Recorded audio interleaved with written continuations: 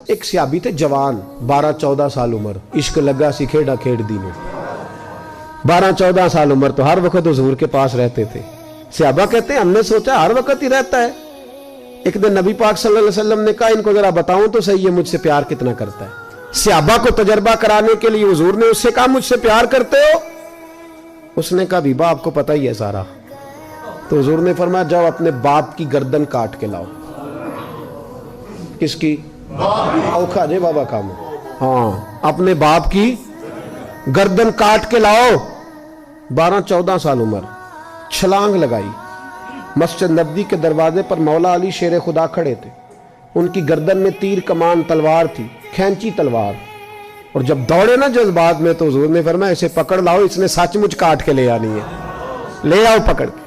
عاشق نزاکت جانتے ہیں۔ حضرت طلحہ بن برا بیمار ہو گئے، بیمار، دن میں 2 دفعہ میرے نبی تیمارداری کرنے جاتے، 2 دفعہ۔ اللہ کرے وہ بیماری میں ہی آ جائے۔ چر ہویا میں تر لے لیندیاں کدی موڑ میرے ول واگاں، خواب میری وچ ایک وار جہاں میں ساری عمر نہ جاگاں۔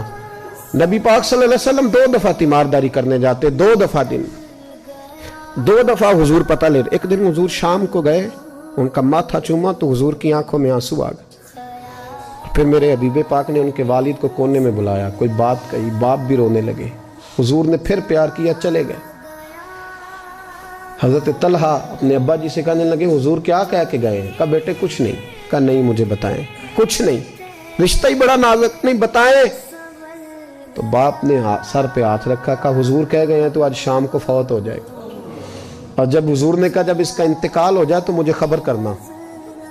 والد کو چارپائی پہ بٹھا کے تو حضرت طلحہ نے ہاتھ پکڑ لیا۔ عشق تیاگ دومی ایک برابر، پر عشق دا سیک ودھیرا، اگ تے ساڑے ککھ تے کانے، عشق ساڑے تن میرا، او اگ دا دارو می تے پانی، مینوں کوئی دسے عشق دا دارو کیڑا، بلے شاہ اتھے کچھ نہیں بچدا جتھے عشق ہوراں دا ڈیرا۔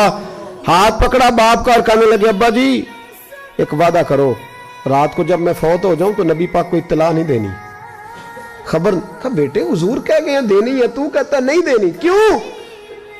عاشق نزاکت جانتے ہیں، اگرچہ 12-14 سال عمر تھی پر عشق پکا تھا نا، نزاکت سمجھتے تھے۔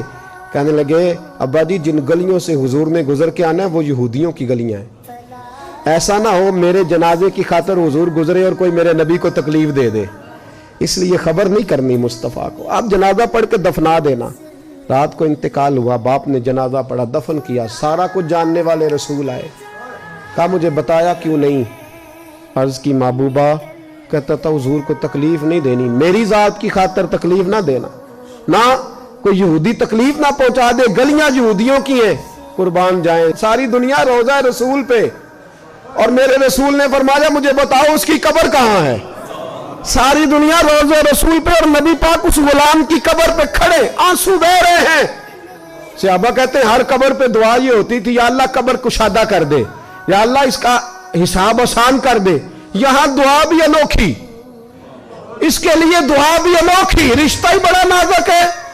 میرے نبی پاک نے دعا بڑی انوکھی فرمائی، کہا اے اللہ جب میرے طلحہ کی تیرے ساتھ ملاقات ہو تو ذرا اس سے مسکرا کے ملنا، یہ تیری شان کے لائق ہے، ذرا اس سے مسکرا کے ملنا۔ کہتے ہیں وجد ہو گیا طاری، اس لیے کہ جو رشتہ نبی کا امتی سے ہے اور امت کا رسول سے ہے اس کی نزاکت کو صرف غلام جان سکتے ہیں، غلام جان۔ میں نے پچھلے جمعے بھی کہا تھا، مجھے ایک شخص کہنے لگے آپ بتیاں لگاتے ہیں، جھنڈیاں لگاتے ہیں، میں نے کہا بس نہیں چلتا، ہم تو تارے بھی لگا دیں، ہمیں ہمارا پتہ ہی نہیں۔ میرا دل کرتا ہے گلی گلی پھروں اور یہ نعرہ لگاؤں جان ہے عشق مصطفیٰ، روز فضو کرے خدا، جس کو ہو درد کا مزہ وہ نازے دوا اٹھائے کیوں، اور پھر کے گلی گلی تباہ ٹھوکریں سب کی کھائے کیوں، اگر دل کو یہ عقل دے خدا تو تیری گلی سے جائیں کیوں۔